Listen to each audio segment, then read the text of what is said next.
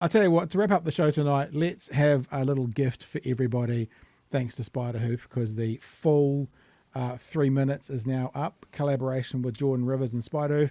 As I said, we didn't know anything about it. We do know a bit more about it. Let's have a listen to it. Everyone can check it out and then go to Spiderhoof's accounts and share it around.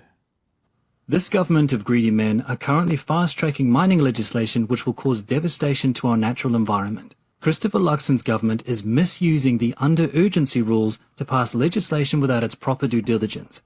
One of those things, mining our seabed. One of the companies who jumped in on the call is Trans-Tasman Resources Limited, now registered as Manuka Resources. This company have been trying to pillage the ocean floor off the coast of Taranaki since 2012. In their relentless pursuit of our natural resources, they have made many applications over the past decade. The first attempt to get the necessary consents was rejected by the Environmental Protection Authority in 2012, but a follow-up application 3 years later was successful. However, court action involving Ngāti Ruanui, Kiwis Against Seabed Mining, and other interested parties who opposed the consent successfully overturned the application decision. Trans-Tasman Resources, now called Manuka Resources, went to the Court of Appeal. When that didn't work, they went to the High Court, and they still said no. Then in 2021, they took their case to the Supreme Court, who upheld the decision of both the Appeals and High Court. Manuka Resources have spent $85 million in its pursuit of this resource consent. Now enters the new government. A band of ex-tobacco lobbyists, family money derived from mining and oil industries, and property moguls. They have, surprise, surprise, buddied up with Manuka Resources and changed legislation by misusing the under-urgency system, a system created to make fast decisions during times of crisis situations, like cyclones and earthquakes.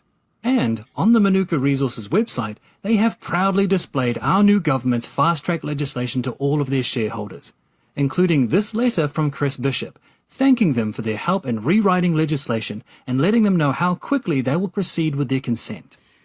Don't you like it, Chewy, when they just they show you what's behind the curtains? They say the things out loud that should be kept private. It does make for an easier job to explain what's going on and why, doesn't it? It's just brazen. Yeah, brazen. All right, let's get to the end of this. This is a blatant abuse of power. This is corruption. The three-headed taniwha is using an emergency system to bypass due process, to push through legislation that Aotearoa has clearly shown them over the past decade we do not want. It is the rich feeding the rich, and it is a disgrace. Supreme Court decisions on climate-related activities are being attacked right now by the national government. And it is all in an attempt to discredit these decisions, so that they can bulldoze and pillage our natural resources. Between the 13th and 15th of March in Hawera, the government and Manuka Resources are meeting with environmental scientists around the effects to our environment. And if we have something to say about this, and if we care about our environment, if we care about due process and stopping the abuse of power, maybe we should be there as well to remind them. Well, there you go.